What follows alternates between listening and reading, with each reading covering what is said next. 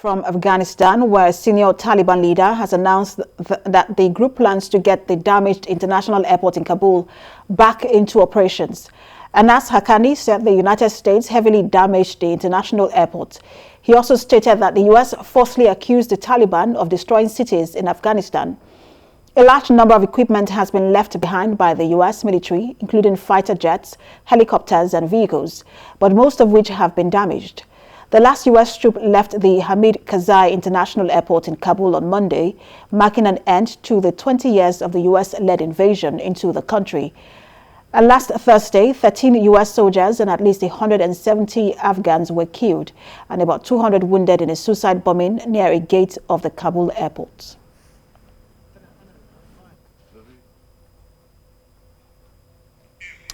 Meanwhile, in a video posted by the Taliban on 31st August, they claim most of the military equipment left at Kabul airport has been destroyed by the U.S. military.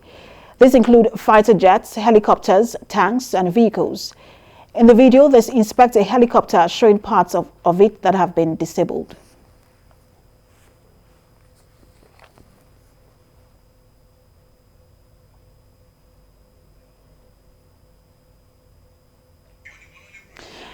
And U.S. President Joe Biden on Tuesday warned ISIS Khorasan province, the group which killed 13 U.S. troops in a suicide bombing at Kabul airport, saying that the U.S. is not done with the terrorist group.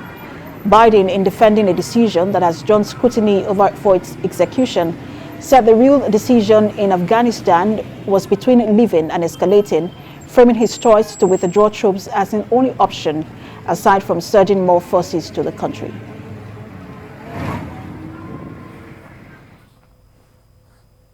Maintain the fight against terrorism in Afghanistan and other countries. We just don't need to fight a ground war to do it.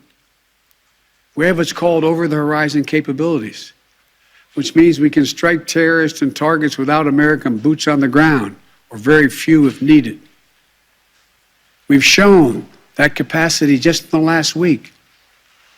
We struck ISIS-K remotely, days after they murdered 13 of our service members and dozens of innocent Afghans.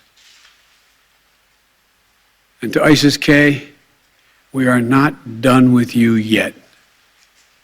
As Commander-in-Chief, I firmly believe the best path to guard our safety and our security lies in a tough, unforgiving, targeted, precise strategy that goes after terror where it is today, not where it was 2 decades ago. That's what's in our national interest. Away from Afghanistan, but was staying in the Middle East, where ABHA International Airport in Saudi Arabia has disclosed that an emergency plan has been put in place to protect passengers and minimize the impact of Tuesday's blast, which injured 8 persons. General Manager of the airport, Ahmed Al-Qahtani, said since the drone was shut down in flight, the impact of the explosives it carried was limited, but it still caused damage to airport buildings. The initial cleanup of the airport has been completed, and according to the report, injuries were caused by fragments from the drone. The ABHA International Airport is around 200 kilometers from the north of the Yemen border.